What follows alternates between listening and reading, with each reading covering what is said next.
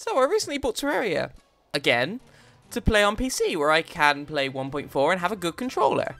And I don't usually buy games off Steam, I have like 3 games in my collection. But I still think achievements are a really cool thing, so I was checking out the achievement stats and I noticed something a little weird.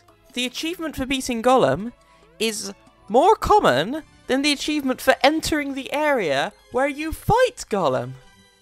This does not make sense, as you need to enter the jungle temple to beat Gollum in the first place, so you should have to get that achievement first. And I thought that was a very weird thing. After a little bit of research, I found that the achievement for getting into the jungle temple is only activated when you unlock the door, so there's probably just some multiplayer shenanigans. Only one of the players would unlock the door, and everyone else would just beat Gollum, and everyone would get that achievement, which is probably why that one's more common. But I still thought it was funny, because at first glance that makes absolutely no sense whatsoever. I wasn't going to make a video about it, but after looking through the achievement stats, yeah, there are a lot of weird stuff in there. And so I made a video talking about it because of just how much I could find that I just thought was weird or just funny. So I'll be going over some of the weird stuff that I found in the official Terraria Steam Global Achievement Stats. Why can't I speak? So for the first section, I'm just going to go through a few achievements that, through progress, should not make any sense whatsoever, similar to the Gollum achievement I just talked about. First off, we're going to be going straight to the end of the game, because more people have defeated the Moon Lord than defeating the Celestial Towers, and I don't think I need to explain why that's impossible. You need to beat the towers for the Moon Lord to even spawn in the first place. Again, I'm pretty sure this is because of multiplayer, like I imagine that beating the Moon Lord is a very, prestigious thing, so I'm assuming some people go onto other people's worlds, take a Celestial Sickle and just beat it themselves without having to worry about the towers. I have never beaten Plantaria in my life, so I've not done the towers, but I've heard the towers are boring, so I think this does make sense, even though it is very weird. What isn't surprising is that more people have beaten the Lunatic Cultist than beaten the Moon Lord, which makes sense, because that's the order of the bosses. But if people don't want to do the towers, but judging by the achievement stats, then why beat the Cultist? I don't think there are any drops that the Cultist drops, so it's confusing. Next up, hard mode ore. You need a molten pickaxe or better to break it. All of the better pickaxes are either made from that hard mode ore, which you can't break without a molten pickaxe, or require the mithril or orichalcum anvils to create, which are made from the hard mode ore, which you need the molten pickaxe to break. So, it should be impossible to break this hard mode ore without using the molten pickaxe. However, more people have broken the hard mode ore than gotten a molten pickaxe, which I'm 99% sure is literally impossible in-game. At least when playing solo, because I'm 99% certain that this is a multiplayer thing again. I'm not used to this, I don't play multiplayer. But I'm assuming in multiplayer, players will give players who are less far in the game the pickaxes they need to break this ore, like a really good one, to avoid them so they wouldn't have to get a molten pickaxe, but still. The other theory I have for why these stats are so weird is the Reaver Shark, which I'm assuming these achievements go back before 1.4, so if you got the achievements before 1.4, you'd still have them today. I'm assuming that a lot of people, because I'm sure this was very well known, got the Reaver Shark, which used to be a stand-in for the molten pickaxe, and just used that to break the hard mode ores, instead of crafting the molten pickaxe itself. Because the Reaver Shark got nerfed, and you have to get the molten pickaxe now to get the hard mode ores, this makes a lot less sense, but I'm assuming that this made a lot more sense back when the Reaver Shark was still really overpowered. This isn't really progression-based, and these are in the correct order for how you get them. But I'm really surprised how far apart finding an above-ground mushroom biome is having the truffle move in. There's a huge difference between these, which is surprising because I cannot think of any other reason for making an above-ground mushroom biome than having the truffle move in. And even if you did, there's no reason to not just make a house in that biome and get a free NPC. And plus, shroomite bars are good, I think. So it's an NPC you'd want to move in. It absolutely baffles me how these achievements are so far apart from each other when I feel like if you got one, you should have the other. I know this isn't progression based and I said that's what this section was, but I couldn't fit this into any of the other sections, so you get it here. As I'm recording these, I just noticed another weird progression based one while I was scrolling through the achievements as I'm recording it, which is very good timing, I must say. So, there's an achievement called Robbing the Grave, and the description reads, obtain a rare treasure from a difficult monster in the dungeon. I'm pretty sure this means the post-Plantera monsters that start spawning in the dungeon after you beat Plantera. I don't know why I said that twice. However, as you probably guessed, this achievement's more common than the one for beating Plantera, who is required to spawn the monsters to get this achievement. Again, this is almost certainly due to multiplayer, going into people's worlds who've done everything and then taking their weapons and going into the dungeon or whatever, but I still think this is just very funny. Next up, let's go back to the beginning. If you scroll up all the way to the top, the first most common achievement is Timber. Chop down your first tree. This makes sense. It's like the first thing everyone does. It's like the easiest thing you can do in Terraria. However, as you may have noticed, only 85.9% of players have gotten this achievement. I'm guessing this is due to players who bought the game and never played it, which is apparently way more common than I thought. As you can probably tell by looking at my channel, I'm usually play on the Switch whenever I play games, which does not have an achievement system. But whenever I do play a game that has an achievement system, and I've heard about this a lot from other games that I haven't played, this is always happening. Like, there's always the top extremely easy achievement that a disproportionate amount of people have not done. I'm guessing that's due to people buying and not playing the games, which, again, I never do this. Okay, I very, very rarely do this, like buy a game and then not play it until much after. I usually buy a game and then play it the next day, or just later.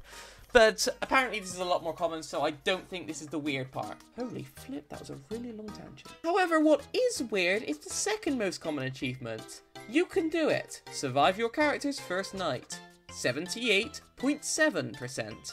That is a whole 7% of people who bought the game, turned it on, started playing, and then left before the first night was done, never came back.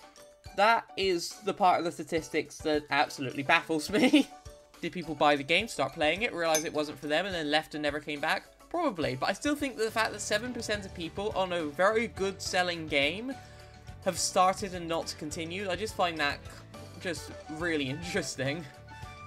Now, looking at the other achievements that are really high on the list, there's a lot that make sense. Mining ore, making a house, getting a hammer, equip armor in all 3 slots, which took me a disproportionate amount of time to do, discovering a chest, crafting a mana crystal, all this stuff, including equipping a pair of wings, which I did completely surprise me at first, but then I remember fledgling wings were added, so not as much surprising.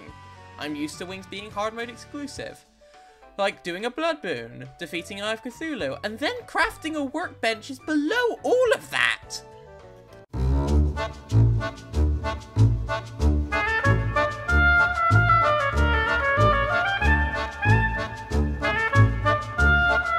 Now moving on to something that makes a little more sense, but I'm still putting it on this list.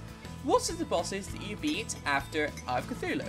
To me, the boss that you beat immediately after that is the Eater of Worlds or the Brain of Cthulhu, the Corruption and Crimson bosses respectively. However, both of these incredibly easy bosses are really low on the list, below Wall of Flesh and Queen Bee. And yes, Wall of Flesh is higher than Queen Bee. I'm assuming that's to do with the fact that Wall of Flesh is a mandatory boss to beat the game and Queen Bee isn't. Like, it's still a bit funny to think of at first glance why these two very easy to fight, very easy bosses are so low, but it makes perfect sense because if you don't play on multiple worlds, you're only going to fight one of them. And if you add them up together, you get like 40%, which I think makes perfect, which I think is basically around the percentage I'd expect it to be. So I think that makes sense. Not as surprising as the workbench, but I still think it's interesting to mention.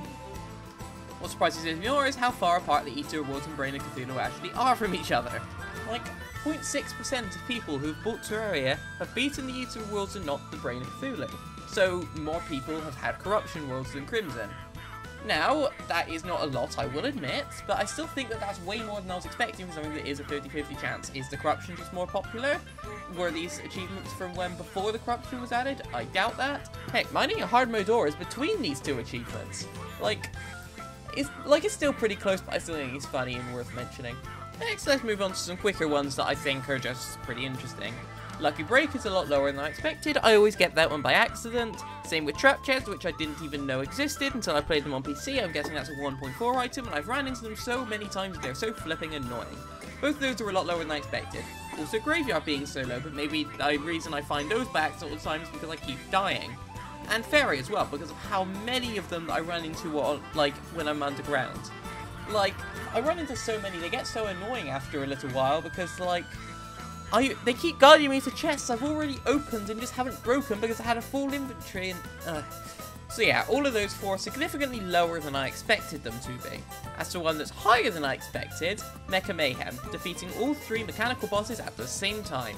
For such a highly specific achievement, it is still pretty low, of course it is, but it's significantly higher than a lot of other achievements which I'm very surprised is higher than. For instance, more people have done this very specific task than stuff like getting every NPC, obtaining a rainbow rod, getting 9 million simultaneously, unlocking one of the trapped chests that I just mentioned that you can now find underground that are incredibly annoying. Like, it's way higher, like 15% isn't a lot, but it's way higher than I thought it would be for what it is. And finally, we are about to move on to some of the rarest achievements in the entire game, and we're just going to be talking about fishing.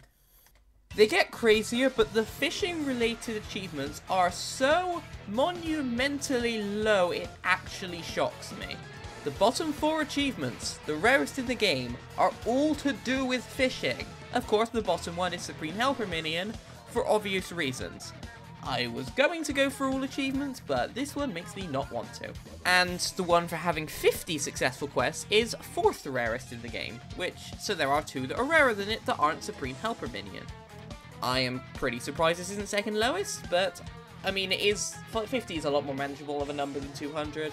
The 3rd rarest achievement in the game is beating Dreadnautilus, which I have actually done in my playthrough. I have the Sanguine Staff because I'm playing Summoner. My guess for why this one's so low, because fishing in a Blood Moon is a very obscure thing to do. The game doesn't really tell you that you can do it. You're not even always going to get enemies. And it's not like, while I think the reward is good, the reward for beating it isn't like so must-have that everyone is going to be doing it, if that makes any sense. The other reason could be that it's like really difficult, which is why I thought it would be, because really difficult for an early hard mode summon weapon. But then I found a cheese strat for it, which is just putting yourself in a box in honey or something, and it is so easy with that cheese strat. I've gotten the Sanguine Scarf now. I could not have come even close if I didn't have that cheese. I feel like this is a really easy achievement, but I can see why it's so rare. It is out of the way, but it is easy if you know how to do it. However, the 2nd most rare achievement in the game, you don't even need to put your mind for it to be incredibly easy. It's fishing in lava. Fishing in lava is the 2nd rarest achievement in the entire game somehow. I cannot get my mind around this because there are genuinely great items you can get from fishing in lava. It's not even hard to do. To fish in lava, you can either get the hotline fishing hood from the angler. If you receive it, you will most certainly know you can fish in lava and will probably do that quickly. The easier way to do it is to get a lava-proof bug net and catch critters from the underworld to fish in lava. Do you know how to create the lava-proof bug net? It's with hellstone, the same material required to create the necessary for advancing molten pickaxe. And most people have a bug net already because you can buy one from the merchant so early. It's made with incredibly easy materials that you probably already have if you have got into hard mode. Heck, you don't even need to be in hard mode. You can just get these materials very easily and you're pretty much required to get them. Like, I guess it's out of the way, the game doesn't really tell you can fish in lava, but with how easy it is to do and how useful some of the items can be, granted, none of them are like, you need this to beat this boss super early, like, broken, but they're all really nifty, handy stuff. I am absolutely baffled how low this is. Oh, and you want to talk about being low? Let's talk about all the things that are more common than completing 10 angler quests. Now, beating angler quests have a lot of advantages. You can get the cell phone from it, which is an incredibly useful item. There's like the bottomless water bucket and the super absorbent sponge, both very good items that you get from the angler. So there is a lot of incentive to like do the angler's quests and stuff. Let's see all the things that are more common than doing 10 of these, which is definitely not enough to get all of the useful items from that guy. The aforementioned Mecha Mayhem.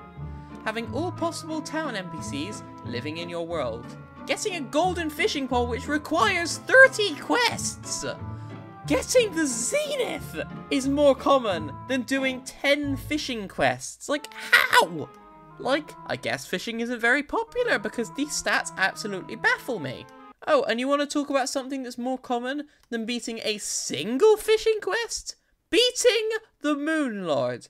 Oh my goodness, this is, what? How have more people beaten the game than done a single fishing quest, which is quick and easy, like, and you're very useful to do? Like, how? What? How?